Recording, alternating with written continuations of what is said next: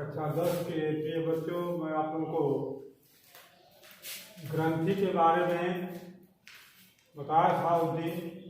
तो ये ग्रंथियाँ कई तरह की हैं जो शरीर में थैली नुमा रचनाएँ होती हैं और अपने अंदर से ये विभिन्न तरह तरह के जो हार्मोन्स क्या है, ये रासायनिक पदार्थ होते हैं जो ग्रंथियों से निकलकर किसी अंग में पहुंचकर वो अपने उस विशेष कार्य को संपन्न करते हैं।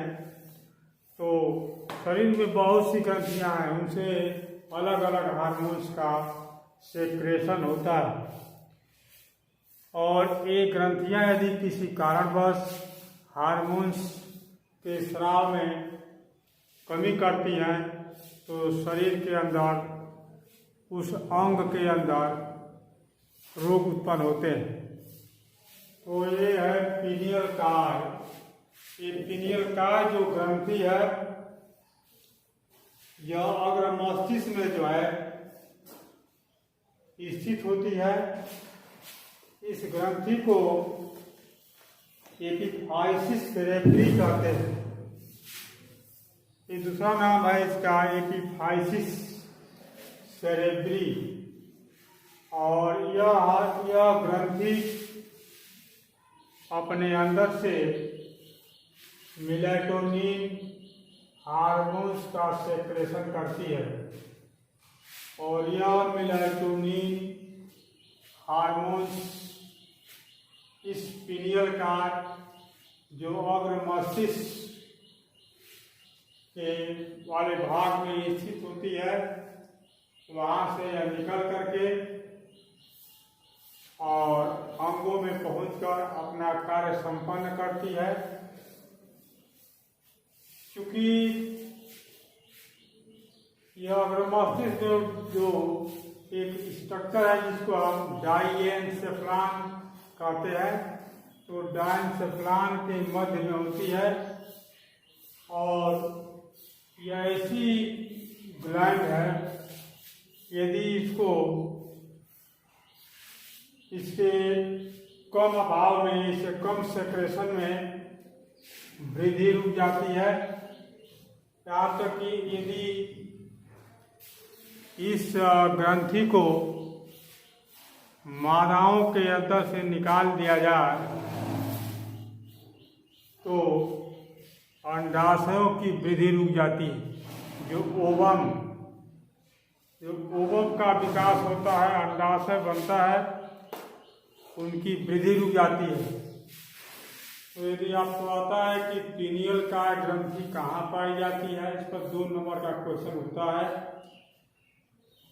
तो लिखना होगा कि पीनियल काय अग्र मस्तिष्क में डाइएन्सेफ्लान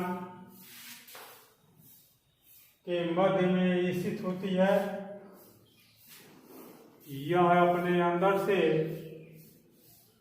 एपिफाइसिस नहीं, यह अपने अंदर से मेलाटोनिन हार्मोन्स का स्राव करती है। यह मेलाटोनिन हार्मोन्स वृद्धि के लिए उत्तरदायी होता है। इसके अभाव में वृद्धि रुक जाती है। यह विशेषकर ओवम अंडक निर्माण में सहायक होता है। इसीलिए यदि इस मादाओं के अंदर से पीनियल काय को निकाल दिया जाए तो जो मादाओं में ओवम का निर्माण होता है, अंडक का निर्माण होता है, ये उनकी वृद्धि जो है रुक जाती है। ये है पीनियल काय ग्लैंड ग्रंथि। 2 नंबर है थाइमस ग्रंथि। चूंकि यह ग्रंथि हृदय के पास द्वितीय पिंडकीय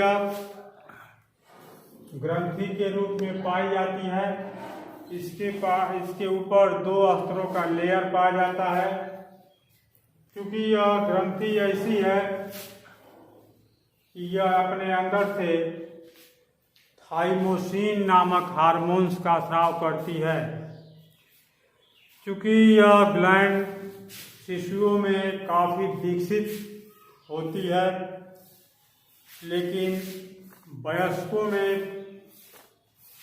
यह अपने आप इसके अंदर से जो हार्मोन्स का सेक्रेशन होता है वो कम होने लगता है। वयस्कों में यह छोटी होकर विलुप्तीकरण के कगार पर पहुंच जाती है। तो यह थाइमस ग्लैंड जो है हृदय के पास द्विपिंडकीय अस्तरों से बनी होती है। क्योंकि शिशुओं में काफ़ी विकसित एवं वयस्कों में यह छोटी होकर विलुप्त होने लगती है। यह अपने अंदर से थाइमोसिन नामक हार्मोन्स का स्राव करती है। इसके बाद इस मानव शरीर की दूसरी सबसे बड़ी ग्लैंड जो है पैंक्रियास, जिसको अग्नाशय के नाम से जानते हैं। ये अग्नाशय जो ग्रंथि है मानव में पाई जाती है। इसे लीवर यानी यकृत जो है मानव शरीर की सबसे बड़ी ग्रंथि, और दूसरे नंबर पर जो है पैंक्रियास आती है यानी अग्नाशय जिसको कहते हैं। क्योंकि यह जो ग्रंथि है इसके अंदर लैंगरहांस की दीपिकाएं पाई जाती है। नहीं, इसमें कई लाख जो है छोटे छोटे कोष्ठक पाए जाते हैं, जिन्हें लैंगरहांस की दीपिकाएं कहते हैं। क्योंकि यह ग्रंथि अपने अंदर से अग्नाशयिक रस का स्राव करती है, और इस ग्रंथि में कई तरह की कोशिकाएं पाई जाती हैं। जैसे alpha cell, beta cell, delta या गामा सेल्स, ये 3 जो है कण इसमें सेल हैं। क्योंकि अल्फा कोशिका जो होती है यह कोशिका ग्लूकागॉन नामक हार्मोन्स का स्राव करती है,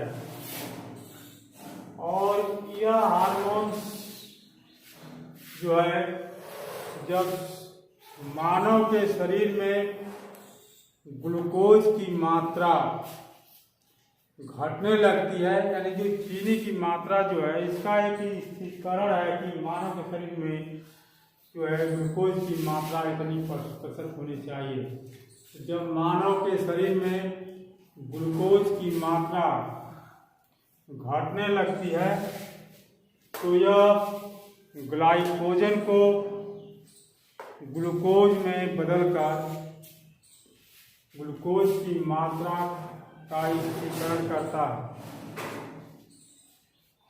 तो यह अल्फा कोशिकाओं के द्वारा स्रावित ग्लूकागॉन हार्मोन्स का मुख्य कार्य है कि यह जब मानव के शरीर में ग्लूकोज की मात्रा घटने लगती है उस पीरियड में यह ग्लाइकोजन को ग्लूकोज में बदलकर चीनी की मात्रा का नियंत्रण करता है। क्योंकि यह जो अल्फा कोशिकाएं हैं यह लैंगरहांस की दीप कोशिकाओं के अंदर लगभग 20% भाग में फैली होती है। यानी जो पैंक्रियास का जो आयतन है, जितना उसका आकार है, उसका 20% भाग जो है ये अल्फा सेल कवर करती हैं, घेरे रहती हैं, और इसके ये अपने अंदर से ग्लूकागॉन हार्मोन्स का स्राव करती है, और यह हार्मोन्स जो है ग्लाइकोजन को ग्लूकोज में बदलकर चीनी की मात्रा का नियंत्रण करता है। 2 नंबर सेल बीटा कोशिकाएं, चूंकि बीटा कोशिकाएं ये अपने अंदर से इंसुलिन नामक हार्मोन्स का स्राव करती है। चूंकि इंसुलिन नामक हार्मोन्स या पैंक्रियास के अंदर 70% भाग में फैला होता है। ये कोशिकाएं फैली होती हैं क्योंकि अल्फा कोशिकाएं 20% और बीटा कोशिकाएं जो है 70% भाग में फैली होती हैं। इनका अवसर बहुत लेवल इनका बड़ा होता है और ये कोशिकाएं अपने अंदर से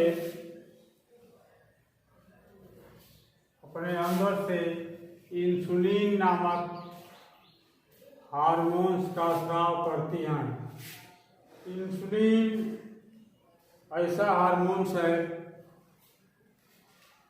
यदि मानव के शरीर में किसी कारणवश अधिक मीठे का सेवन करने से या चीनी का सेवन करने से या ज़्यादा मीठा खाने से या काफ़ी आदमी चिंतित है, किसी कारणवश जब यह ग्लैंड जो है अपने अंदर से इस इंसुलिन नामक हार्मोन्स का सेक्रेशन कम करती है, उस पीरियड में भी चीनी की मात्रा शरीर में बढ़ने लगती है। और जब चीनी की मात्रा बढ़ने लगती है तो उस समय जो है उसका नियंत्रण करना जरूरी है। तो यह इंसुलिन नामक हार्मोन जो है उस ग्लूकोज की मात्रा को ग्लाइकोजन में कन्वर्ट करता है।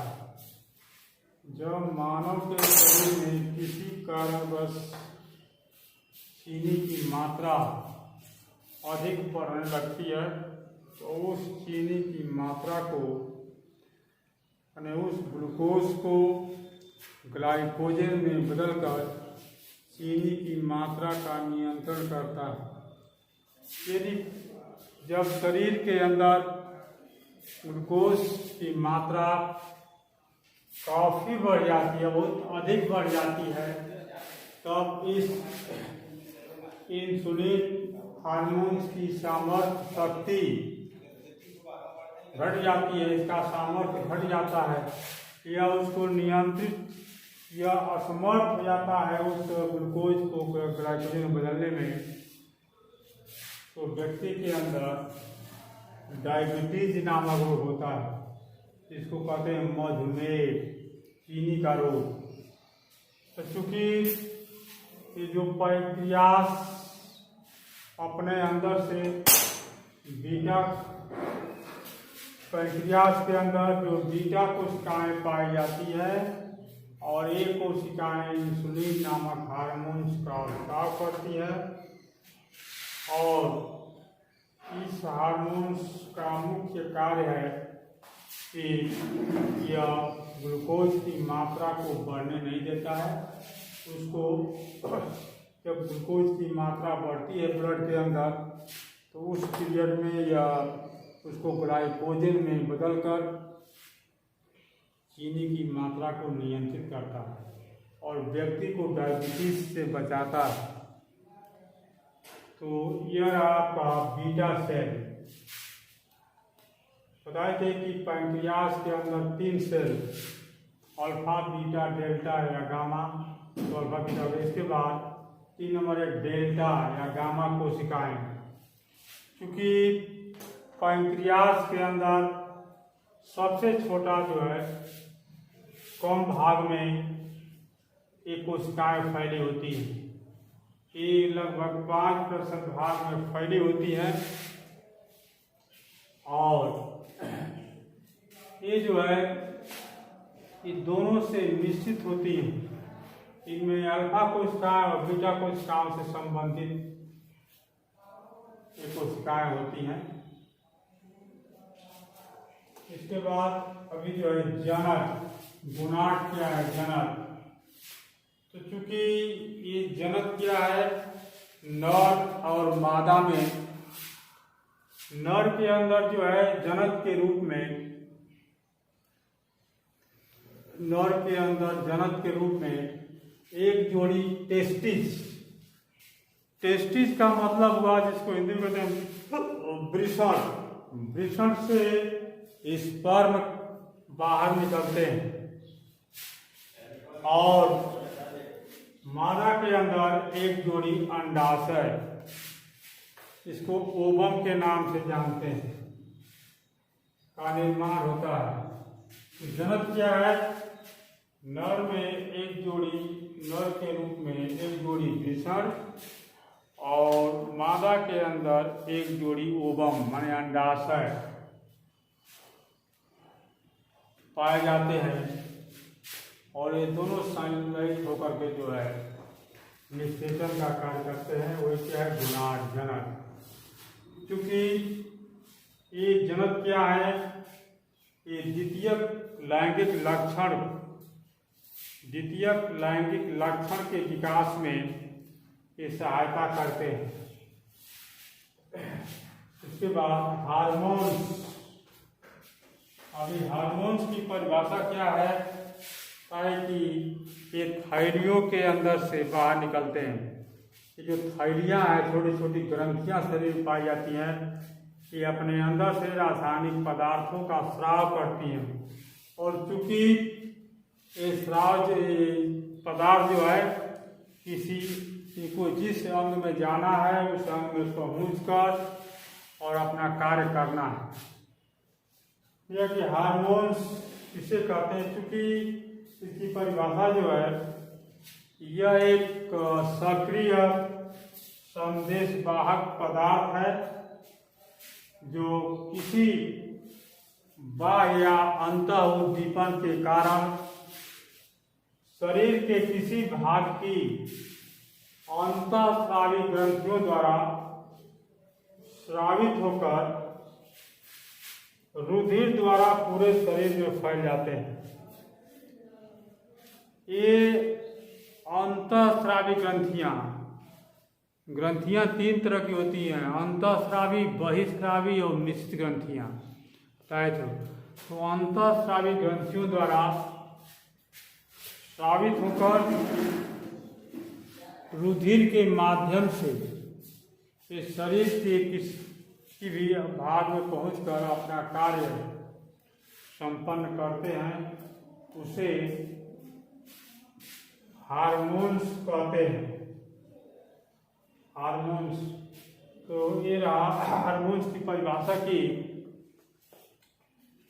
यह एक सक्रिय रासायनिक पदार्थ है जो